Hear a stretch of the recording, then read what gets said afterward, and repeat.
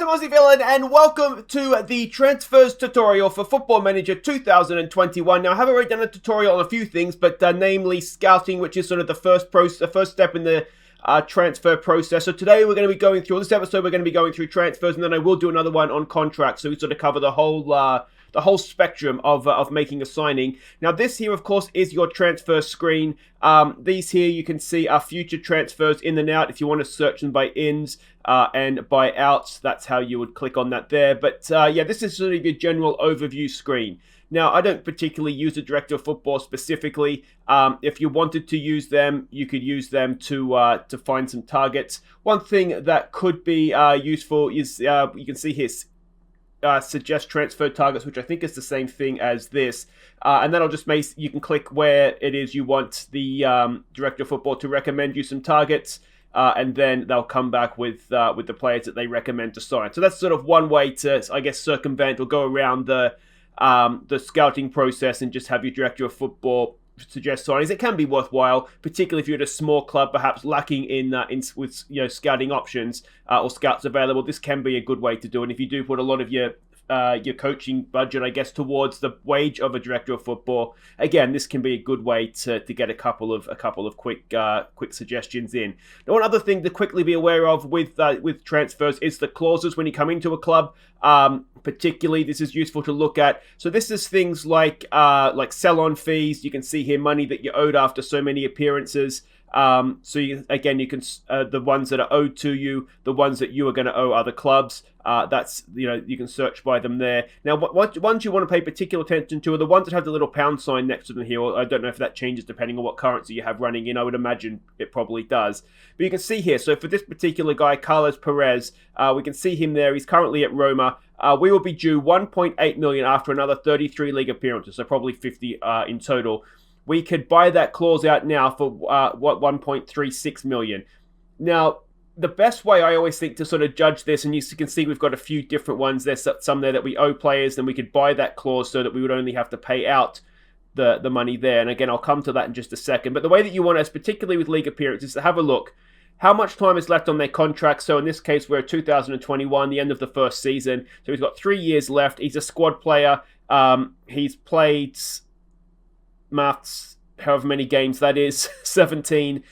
Well, that was 50 minus 17 would be 33, wouldn't it? So chances are in the next 4 years, he is going to make those appearances. So it's probably worth hanging out for the extra $500,000. But if you need the money, or if it doesn't look like they're coming up towards the end of their contract, or they're not playing, or they're transfer listed, so they're probably going to leave the club anyway, just sell it and get the cash in now. Now, the opposite side to that is if you were going to owe another team some money, you have the option to sell the clause. In this situation, is Junior Firpo going to play another 38 league games for us? Probably. To be honest, it saves us 600 grand. It's probably worth just getting rid of that. We save ourselves some money. It's a sensible thing to do.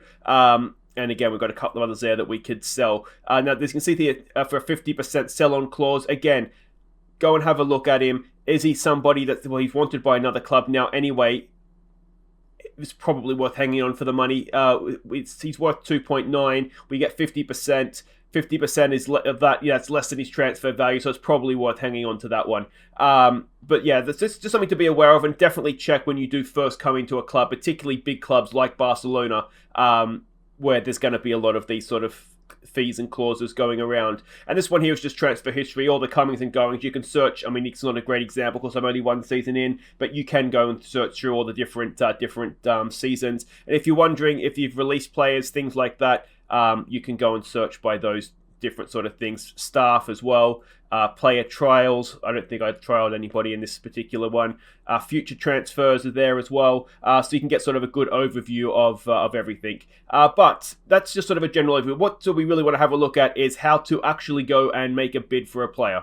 So for this, we'll head on over to my shortlist players that I've previously scouted, and we'll top of the list here, Erling Haaland, always worth a signing, isn't he? You can see the scouts like him. The scouts will give you a rough idea of, you can see here, what his wage demands are going to be and his estimated cost. Now, for Erling Haaland, that is an absolute steal, particularly for a club like Barcelona. So that gives you a rough idea of what you're looking at. But of course, new for this version is, where is it here? Ask agent about availability. So we can click on that, and the agent will tell you exactly. So we expect he wants to be a star player, so play as many matches as possible. Would want a wage of 195 grand a week. Dortmund would want somewhere between 45 and 81 million, and we would want to give the player a big pay rise. So I'm not sure what he's on right now. We could find that out in a second. But that gives you a rough idea of what he wants to do. He would be interested in joining, and that is the sort of fee that we'd be looking at. And you can do that for any player. So he's on 140 grand a week. That's not a massive pay raise, but it is a pay rise. So that being the case, we know roughly what we're going to expect. So we go in here to make bid. He has a minimum release fee of 69 million. So, I mean, needless to say, that is an absolute no-brainer. Now, other fees that you could look to do here, with a release fee like this that you can afford for a player like Haaland, as I said, it's a no-brainer. You're going to go and do it. But what you could look to do is, actually, I'll go to a player without a release fee. It'll be a better example, I think, because it'll be in negotiation. So let's have a look at Jan Oblak here. Now, again, he's going to have a release fee. If you click their contract information, you can see what the release fee is. So 126 million. Now, we're not going to ideally, you know what? Let's just go to a player 100% without a release fee. So Mason Mount, does he have a release fee? No, he does not. All right, so this is a better example. So he's valued at 49 million. If you hit suggest terms, it'll tell you roughly what their first negotiation thing is. So 96 million is a lot of money. That's outside our budget anyway, so we can't afford to pay that. There are different fees that you can look to get it down. You can obviously pay in installments, monthly in 6 monthly installments or 12 monthly installments, and then the number. That's just basically breaking down the fee over that period of time. It can be good to spread it out over a couple of seasons, transfer budget, and I mean, likewise, if other teams do it to you, I tend to want to get all the money in one go. But if they really can't afford it, ultimately you're going to get that cash anyway. If you're at the club for the long term, this is fine. If it's sort of you're on a journeyman kind of thing, and you're here for a short time, not a good time. A good time, not a long time, I should say. Then try and get the fee all up front. Fee after number of appearances. So this is basically if they play this many games, that you'll pay an extra fee. Now, I always think 50 games is a good one, because if they play 50 games for you, chances are that they're going to be a success. So let's just put this back down to its value. Chances are they're going to have been a relatively success for you, so that might be worth doing. And you can do more than one. So you could do after, say, 20 games, you pay so much. So say $1 million after 50 games, 2.5, and so on and so forth. I mean, you can see all the different options there. We could do each of those once if you wanted to.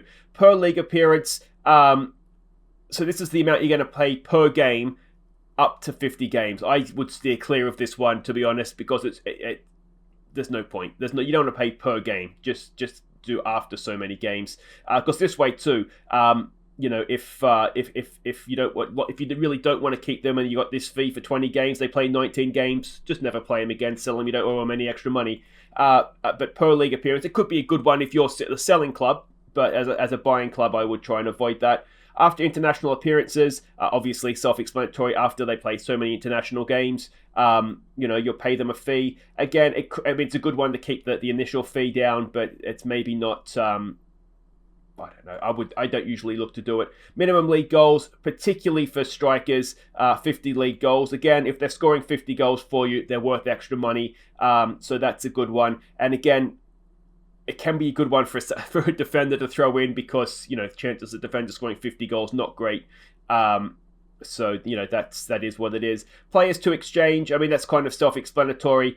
It will tell you over here. Usually, if they're looking, Chelsea is believed to be looking for a striker, a left winger, and a right winger. So that'll give you a rough idea of what sort of player you could offer to bring the fee down. I tend not to do that, but it is an option. Particularly if you have a strength in one position that happens to be a weakness of the team you're buying from.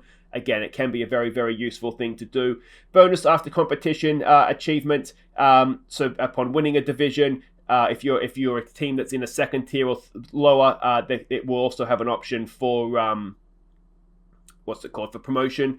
Champions League, you can see there semi-final, final, or winning it.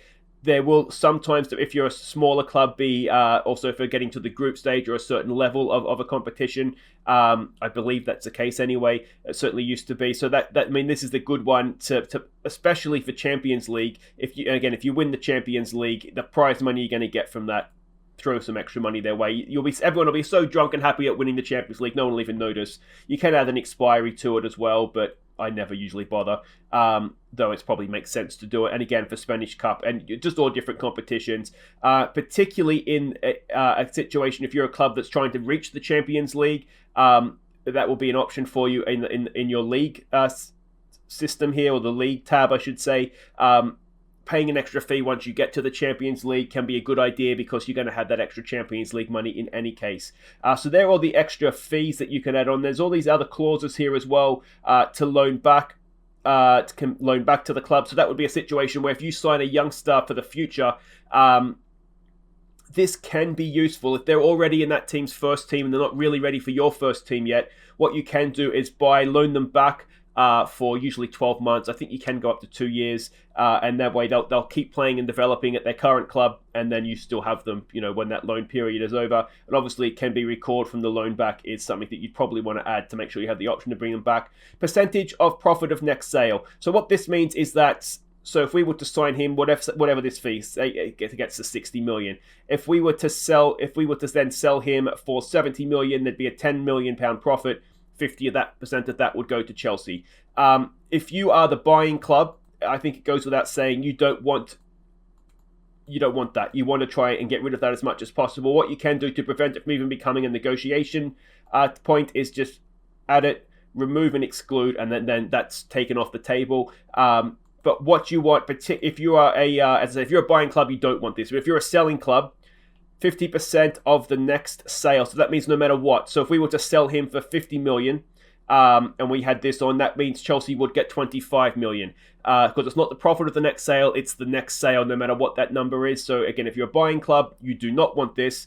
If you're a selling club, very much lock that in, particularly if it's a highly talented young player and they're going to be worth a lot in the future. If you're a smaller club and you're not going to get the full value of what they're going to be worth in this transfer. Even if you lose a little bit now, again, if you're at the club for a long time, add this and you can have 20, 30, 40 million coming into your club, 3, 4, 5 seasons down the line. So that's always something to add, especially, not so much for if it's an older player, then don't worry about it because the resale value is not going to be great. Get what you can now. But for young players, always add this. It's an absolute must. Again, but only if you are if you're the selling club. Buyback price. Again, if you have a young talented youngster, this is a good one to add in if you're selling them, or if you're not sure. If they're good, if you're not sure, I should say, if a player's going to make it, add in a buyback price. Barcelona, you see it all the time. I think they had it with Deulofeu, didn't they, when they sent him from Everton and then they bought him back. Add the buyback clause. And then if they do make it, you can get them back on the cheap, or relatively cheap for an agreed fee. Again, if you are selling a player, if you're buying a player, I'm confusing myself here. Hopefully you're keeping up. Then we don't want Chelsea having a buyback because we want him. We don't want them being able to come in and be like, actually, you know what? He is kind of good. We'll take him back. Selling team wage contribution. Now, if you are, say, someone like, and I always pick on Burnley for this, so I'll continue to do it. If you're Burnley and you're buying a player from Manchester United, it's on 200 grand a week. Burnley can't afford that. Manchester United want to get rid of his wages. Make Manchester United pay, whatever the maximum is. So in this case, it's 50% of his wages. Make them pay 100 grand of the wages. You're saving 100 grand. They're saving 100 grand. Everybody's happy. And that's how you can buy players on high wages from clubs that are paying them way too much that you can't afford. So this can be a good one if you're buying. But if you're selling, unless it's a situation where you just want to get as much of a player's wages off the books as possible, try and avoid it. Obviously, you don't want to pay a player's wages that you don't want, but ultimately at some point you're going to have to pay the players' wages. But that again is a good one to use. Arrange a friendly. This if you're selling a player, don't worry about it, to be honest, because unless you have a really big stadium, but even then, it's not worth it. Arrange your own friendlies. You can organize friendlies for fees anyway. I always just think it's a waste of time, so I never bother with that. And sell player first. Now, this is a really, really good thing if you are late in a transfer window. So say, we'll use the example of Messi since he's here. If we're in a situation where Messi is unhappy, or Messi, if Messi's wanted by Manchester City and he really, really wants to go to Manchester City, we don't want to be left with nobody to play Messi's position. But also, we don't then want to have, not that Mount's Messi, but we don't want to have Mount and Messi. We don't, if at the club, because A, the wages are probably going to be too much, B, playing time, all that sort of situation. So if this is what's sort of an end of a transfer window, you find yourself in where a player wants to move, you don't really want to sell them, but they're kicking off. If you add this clause in, it means that unless you sell that player, the Mount transfer won't go through. So if Messi's at the club, Mount doesn't come. If Messi leaves, Mount comes. So it can be a very, very useful one to use. But equally, if you are the selling club, you don't want this. You either want, you're probably selling because you need the money. You don't want any extra clauses as to not allow the transfer to go through. So yeah, don't use it if you're selling. Use it if you're buying or buying to replace a direct player, because it will save you some headaches. It saved me a number of headaches. So what was the initial fee? It was 96 million. So we can see that that's all already come down a little bit with these add-ons, the initial fee. So if we, what's he worth? So if we say 60 million, and we'll keep these the same, but maybe bump up winning a Champions League as a fee, the 50 league goals, we'll bump it all up to say 3 million. And you can see down here the total cost of the transfer is 78 million. Now, typically, what will happen is that the overall fee, they wanted 96 originally, so we've actually got them down to 92.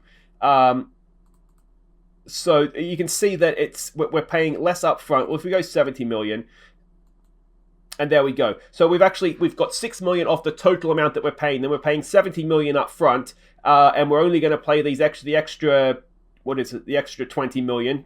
That's simple maths. Come on, man. We're only going to pay the extra 20 million if he does well for us, basically. So that is how you would negotiate a transfer fee, not necessarily paying it all up front.